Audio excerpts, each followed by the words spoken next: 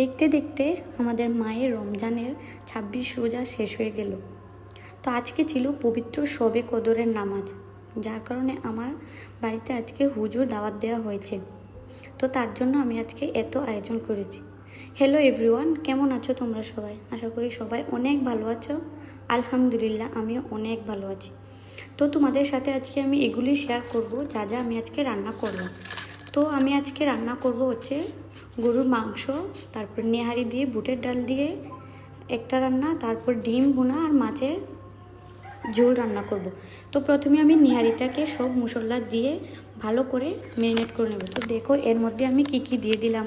গোটা পেঁয়াজ, গোটা গরম মশলা যেমন তেজপাতা, দারচিনি, এলাচ, লবঙ্গ, তারপর টেস্টি সল্ট দিয়ে তারপর এর মধ্যে দিয়ে দিলাম হলুদ গুঁড়ো, মরিচ গুঁড়ো, ধনিয়া গুঁড়ো, জিরা গুঁড়ো দিয়ে এখন সাদা তেল দিয়ে ভালো করে হাত দিয়ে ম্যারিনেট করে নিলাম। এর তো দেখো আমার ম্যারিনেট করা কমপ্লিট। এখন এটাকে আমি একটা ঢাকনা দিয়ে রেখে দেব। অন্যদিকে আমি মাংসটাকে প্রসেসিং করে নেব। মানে এর মধ্যে দিয়ে দিলাম লবণ, হলুদ গুঁড়ো, সরিষার তেল দিয়ে এটাকে আমি এখন ভালো করে হাত দিয়ে মেখে কয়েক মিনিটের জন্য রেস্টে রেখে দেব। তো এই তো দেখো আমার হাত দিয়ে মাখানো হয়ে গেছে। এখন আমিও এটাকে ঢাকনা দিয়ে রেখে দেব। তো আমার দুইটা মাংসই প্রসেসিং করা শেষ। এখন হচ্ছে আমি চুলায় আগুন দিব। চুলায় রান্না করি কারণ আমার শ্বশুরবাড়ির সবাই মাটির চুলার রান্নাটা পছন্দ করে। তো দেখো চুলায় আগুন দিয়ে দিচ্ছি।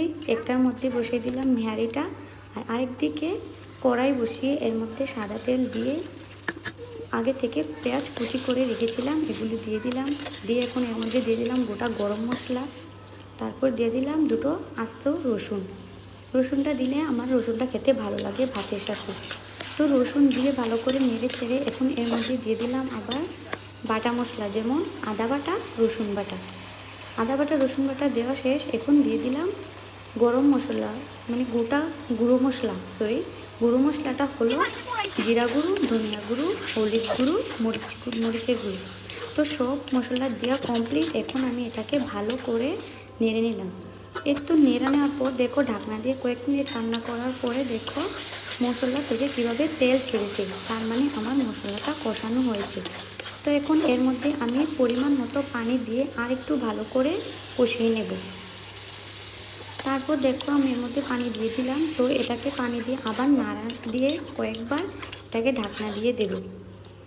এই তো দেখো মশলাটা আবারও বরফ চলে আসছে। তো অন্যদিকে আমার নেহারিতেও বরফ চলে আসছে, তাই আমি এটাকে একটু নাড়া দিয়ে দিলাম, না হলে আবার লেগে যাবে। এর তো আমার ম্যারিনেট করা আগে থেকে মাংসটা আমি কষানো মশলার মধ্যে দিয়ে দিলাম। দিয়ে এখন এটাকে আবার ভালো করে নেড়ে দিলাম। অন্যদিকে আমার নেহারিটাও হয়েছে, তাই আমি এর মধ্যে পরিমাণ মতো পানি দিয়ে নেড়ে দিলাম, আবার না হলে এটাও লেগে যাবে। তো এর তো দেখো আমি তোমাদের পুরো ভিডিও শেয়ার করতে পারিনি। বুটের ডালটাও আমি সব মশলা দিয়ে রান্না করে নেহারির সাথে একসাথে মিশিয়েছি। আর এদিকে আমার গরুর মাংস রান্না কমপ্লিট। এটা হলো ডিম ভুনা। তোমাদের সাথে পুরো ভিডিও শেয়ার করতে পারিনি, পুরো রেসিপি। আর এটা হচ্ছে মাছের ঝোল। তো এটা হলো গরুর মাংসের নেহারি আর মাংস। তো মেহমানদের জন্য আমি সব কিছু সার্ভ করে নিলাম। তো দেখো আমার ভিডিও কেমন লাগলো সবাই বলবে।